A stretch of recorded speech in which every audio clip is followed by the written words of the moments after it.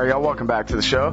It's Anti-War Radio on Chaos 95.9 FM in Austin, Texas, streaming live worldwide on the internet at chaosradioaustin.org and at antiwar.com/radio. And it's my pleasure to welcome back to the show Patrick Cockburn. He's the Middle East correspondent for The Independent over there in the UK. He's the winner of the Orwell Prize for 2009 for his journalism. He's the author of the book Muqtada, and you can also find him at counterpunch.org. Welcome back to the show, Patrick. How are you, sir?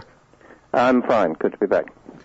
Thank you for joining us today, and I guess you're back in the UK now from a recent trip to Afghanistan and Iraq. Is that right? Yeah, I got back from Baghdad yesterday. Well, I want to start with this. The headlines today: 41 killed, 109 wounded.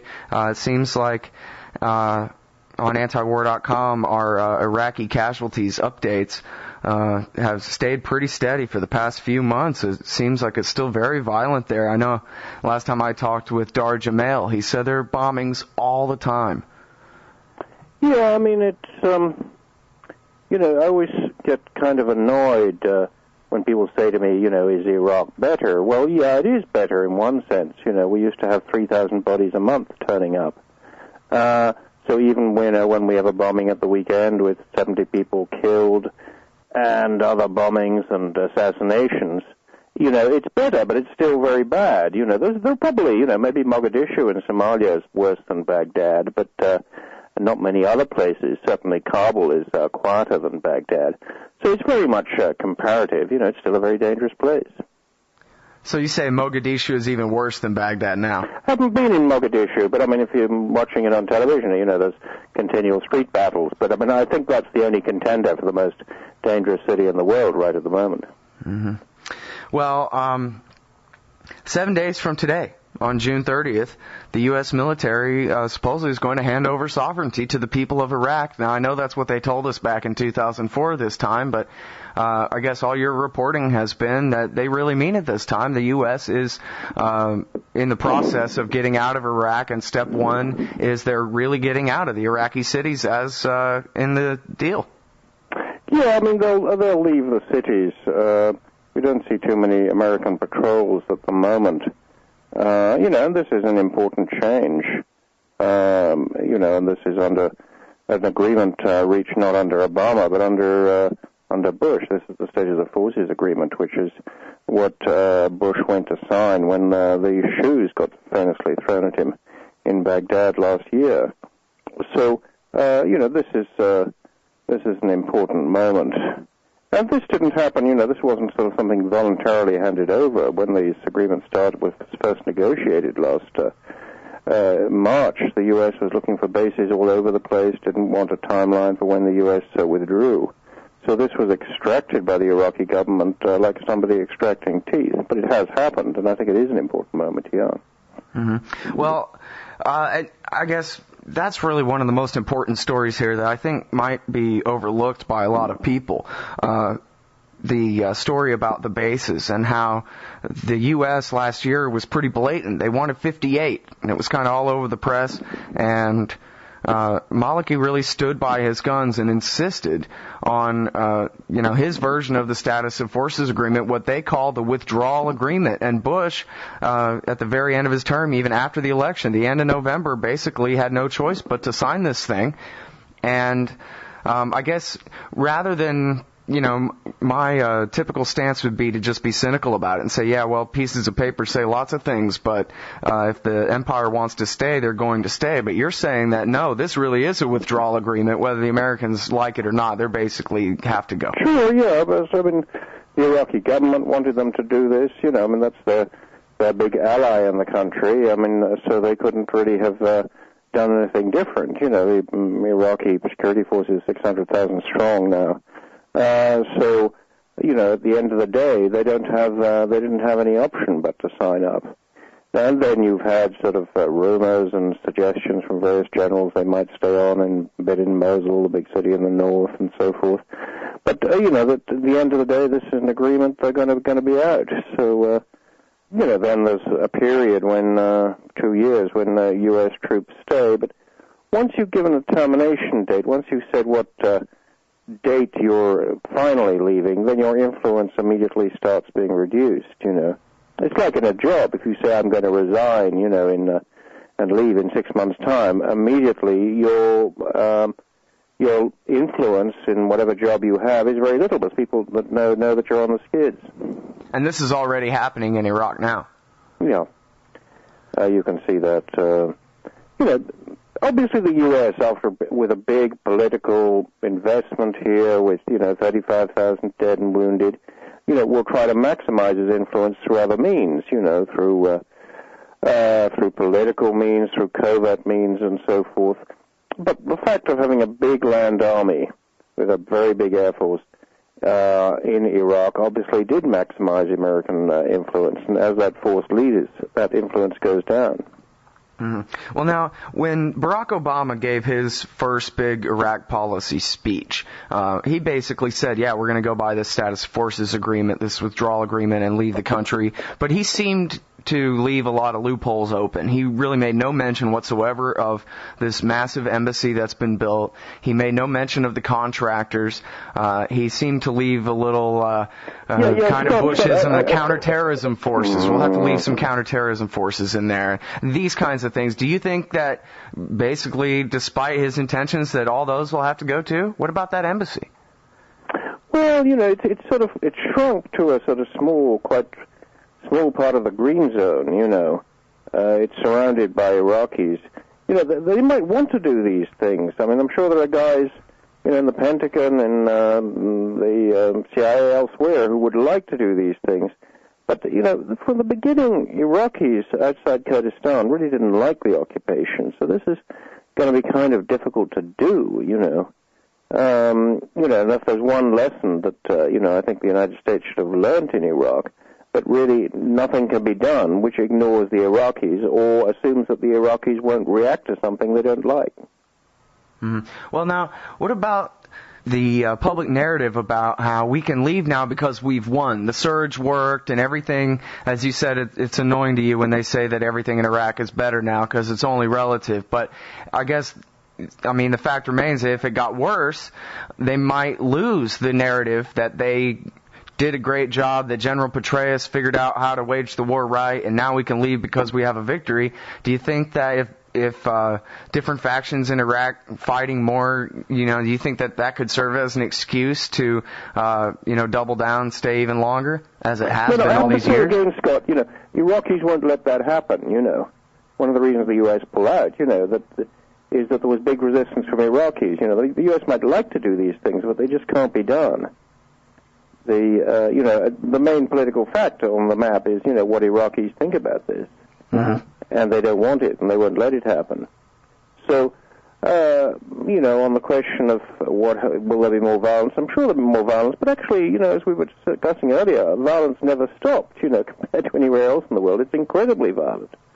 I think there's a danger, though, that, when you talk about the surge, and this is sold in the U.S. as a great victory, that when things goes on being violent, then this will be put forward by the Republicans as we had a great victory and then we were stabbed in the back by Obama.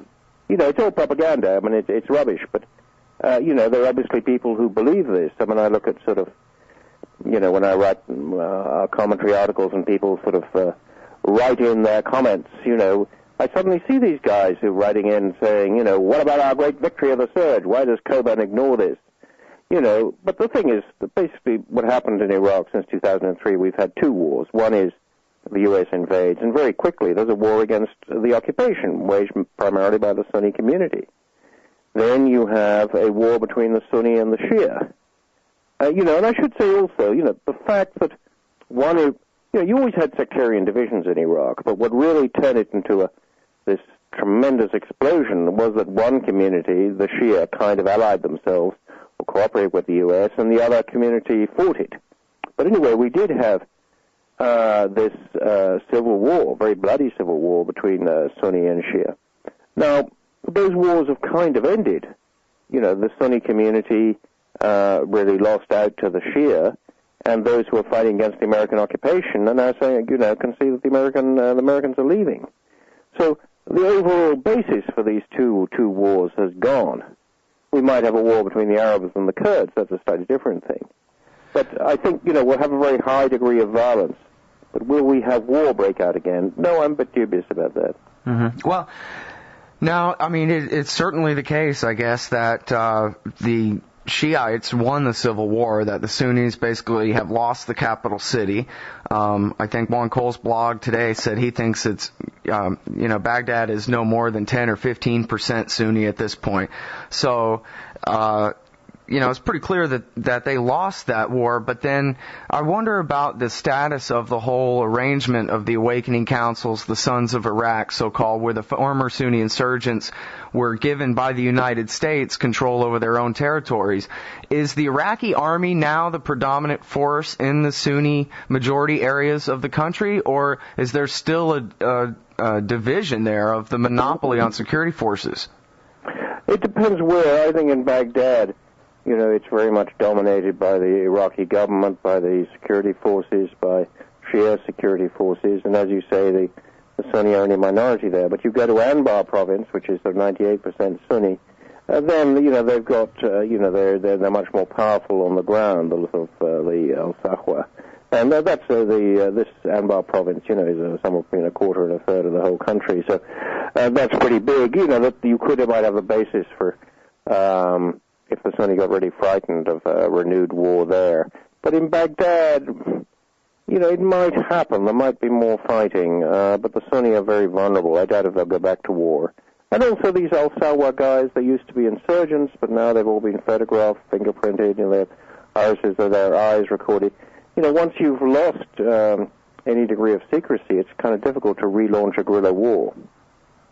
Right. Well, if Maliki and his I think he said 600,000 strong army and police forces, if they try to come in there and say, listen, we're the monopoly on security everywhere in this country, and take the power from those awakening groups without hiring them to be the Iraqi government security forces, then what's going to happen? They're going to at least resist, if not try to take back Baghdad. They're at least going to try to resist and maintain control over Fallujah or what have you, right?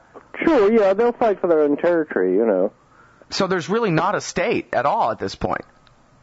Oh, yeah, there is a state. It's a powerful state, But, are they, it depends if they could overplay their hands, if they try and sort of arrest all the young men in Fallujah, then there'll be an explosion, There's going to be a balance between the two communities.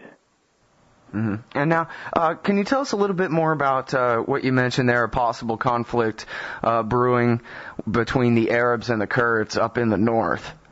I thought it was important you pointed out in your article that Kirkuk is actually not in Kurdistan, but after the war, the Kurds kind of made a break for it and tried to take Kirkuk, and now they're sort of standing there saying, now what, as the Americans leave? Sure, yeah. I mean, what happened was the basis for this conflict is that the Kurds had sort of three provinces where they're 100% of the population. Then 2003 war, originally the U.S. was going to invade from the north with the help of the Turks, so they had thought. The Turkish parliament turned them down.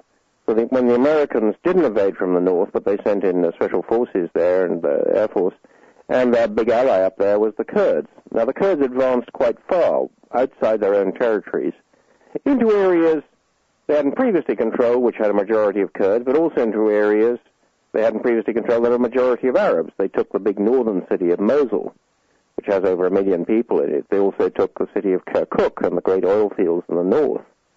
And these areas have a lot of Arabs in them.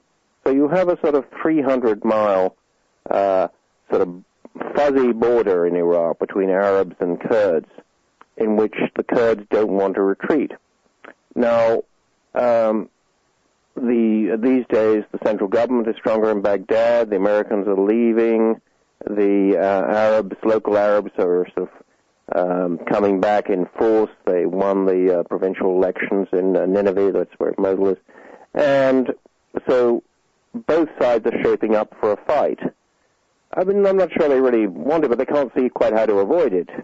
For instance, there's an Arab governor of Mosul these days. He wanted to go and visit another part of his province, but he goes down one road and there's a Kurdish checkpoint. they said, walk any further and we'll kill you. We have orders to shoot to kill. So the governor has to retreat. But suppose they'd shot him, then there would have been massacres between Kurds and Arabs immediately. So it's a pretty sort of fraught situation. Mm-hmm. Well, and importantly, the Shiite government of Maliki and all of his group there has been this whole time based on an alliance with the Kurds against the old rulers, the Sunni minority under Saddam Hussein. Sure, yeah. That's the traditional alliance, but there's a lot of anti-Kurdish feeling among the Arabs, both Sunni and Shia at the moment. One politician was saying to me, that you could win an election here if in Iraq if you ran on an anti-Kurdish platform. But one thing about Iraq, that all these communities are big, and they'll fight. Each of them can destabilize Iraq. Look at the trouble the U.S. was in, and they were fighting only 20% of the Iraqi population. All these communities are pretty tough. So, will there be an agreement? I don't know. It's in their own interest that this should happen. But I think one thing that's really difficult to convey to people outside Iraq is, it's not just the present security situation that influences people.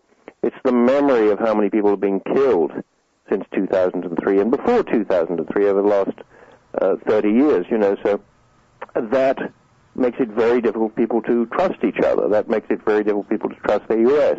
Well, that's something that somebody was saying to me in Baghdad, how can, the Americans, the British are always telling our leaders to agree, but, Iraqis in the street don't really dare, Sunni and Shia don't dare live in the same street these days, so it's difficult to reach an agreement.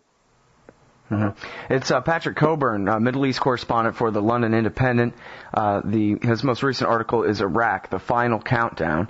And, in this article you really talk about how shell-shocked you are. Even as you go around Baghdad, everything is connected to a memory of something horrible and bloody that happened somewhere, and how, that kind of attitude, I think you say where your first instinct is that maybe it hampers your journalism, but then actually, really you're more able to convey what it's like to actually be an Iraqi much better than some, chipper, blonde Fox News bimbo brought in to talk about how well everything's going. You're far more plugged into what it's really like to be there, because that is what it's like to be there. Everywhere you go, you remember that time that your friend got killed there.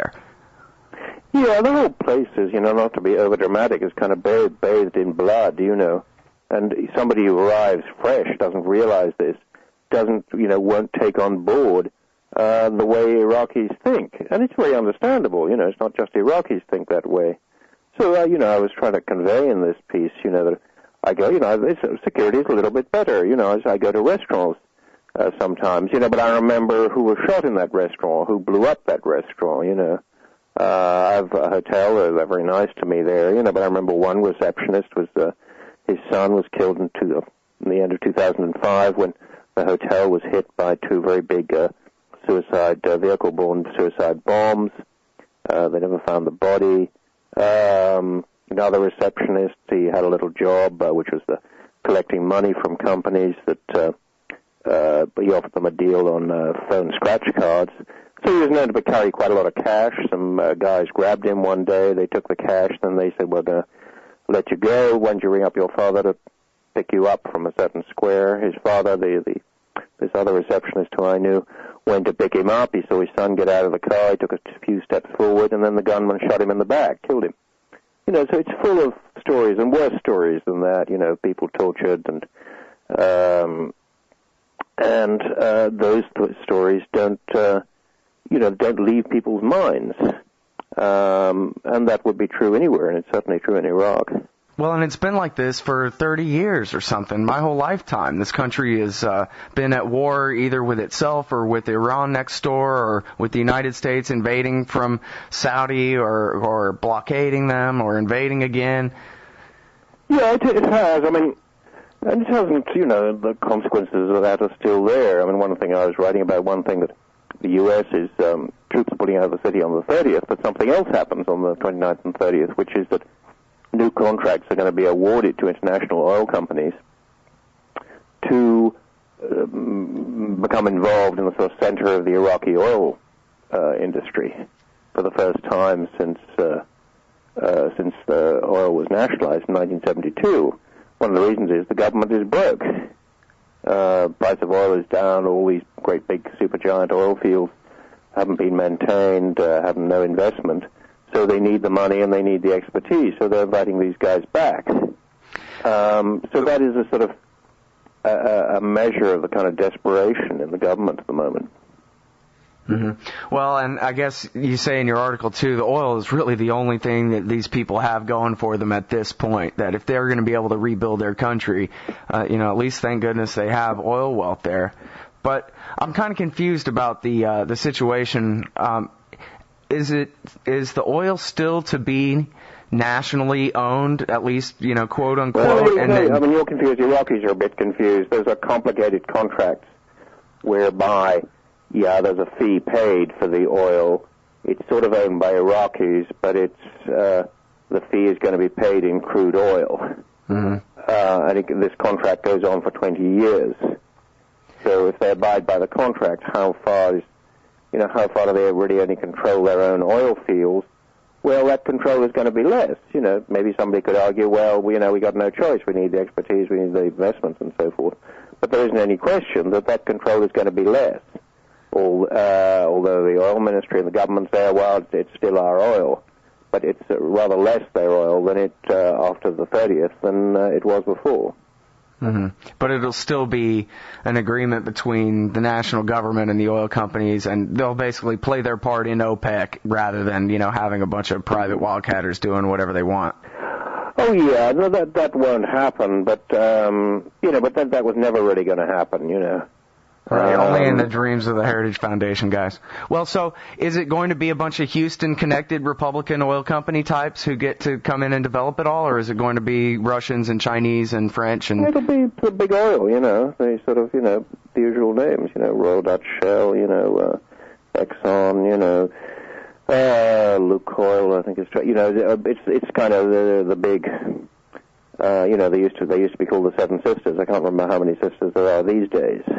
But there's a finite number of big oil companies, and those are the guys who are coming in. Mm-hmm. Oh, and you write about this in your article as well. What role do you think oil really played in the overall war? I mean, here we are. If the British and the Americans are going to be the companies that get to come in and make all the money off the oil, maybe that's what the war was about all along, huh? I never really thought that. I thought that, why did Bush do it? Well, my own feeling was they did it because they wanted another war post 9/11. I think they also forethought war and a permanent state of emergency allowed them to apply their own agenda in the political agenda in the U.S. and win elections in the U.S. It's rather amazing. The Republicans won in 2004, saying the war was going fine. Mm-hmm. And if we're in Iraq, it was going real bad, But, I was struck, and American officials, who I talked to, everybody was struck by how the priority of the administration in 2004 was they didn't really care what was happening on the ground. They only cared how it was presented to the U.S. voter. And it was presented as, we have things under control. Well, they certainly caused... At least those television stations have a great deal to answer for during that period. Well, and they even deliberately put off the elections until after Bush was reelected in November. They put them off till January 2005, which certainly caused more violence because they were originally going to have them in the spring of 2004 or something, right? Yeah, basically everything they did, they wanted at that time. And Bush, I think Bremer says in his memoirs, that Bush had said to him, we want an Iraqi prime minister who will stand in front of the American people and Congress on TV and say, thank you, you did the right thing. And that's what they wanted from a prime minister. They got one. Iyad Alawi did just that. Though afterwards he said he had absolutely no power at all within Iraq. So they wanted guys who were their puppets, and they wanted them to say a certain thing. Now, but to go back to what we were saying earlier, why did they do it? I think things like oil, did it matter? Sure it mattered, but that's what made Iraq something that people wanted to get their hands on. That's what makes the Gulf important, that area. That makes it the most strategic area in the world. That's important. What was the neocons, everything else. But I don't think oil was the first reason they wanted to go in. And actually, it's been a very long time when they couldn't exploit the oil at all. And partly they're moving in now just by mistakes made by the Iraqi government. They spent too much money. They didn't get their act together. That's why they have to look to these oil companies at the moment. Mm-hmm. Well, with all the inflation coming, at least nominally the price of gas will be skyrocketing. I don't know how well that'll really help them. Yeah, I mean, it's there's a need for, one of the things about oil that these probably, they're meant to be the third biggest oil fields in the world, but oil reserves in the world, but they may be the biggest because nobody's really knows what's under the desert in the south outside Basra. There hasn't been, exploration. Certainly the sort of biggest supergiant fields are in a sort of quite small confined area in southeast Iraq. Well, and there are some who say that, like Greg Pallas says, that the whole motive here is keeping that oil off the market to keep the price artificially high. But I guess that's a whole other thing. Let me ask you about this before I let you go here, Patrick. What about Muqtada alSadr, the subject of your book? Where's he been? What's going on with him? He's in Qom in Iran. He's sort of studying there.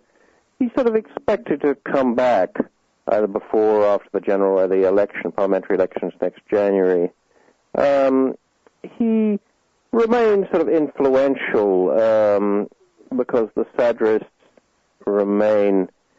I mean, they still have committed followers, people, and, will they be powerful in future? Yeah, I think so, but in a different way than before. Muqtada dissolved his militia because he'd been saying for a long time that it, at one end of it was being controlled by the Iranians and the others by gangsters. I mean, he wants to have a more disciplined force, so it'll be much more political in future. But, what divided Muqtada from the Maliki and the government was that he wanted an American withdrawal and a timeline for an American withdrawal, and now that's happened. Mm-hmm. So actually there's no particular reason that he shouldn't resume his alliance with them. But I think the era of that sort of militia that he used to run in Iraq has probably ended. And Muqtada was never that keen on it either. He always saw himself as a sort of religious political leader. Mm-hmm. All right, well, I guess we'll leave it there. I'm sorry I've already kept you over time. I really appreciate your time on the show today. No, thank you. All right, that's Patrick Cockburn from the London Independent. It's independent.co.uk. His most recent article is Iraq, the Final Countdown. And the book, again, is Muqtada alSadr and the Shiite revival in Iraq. We'll be right back.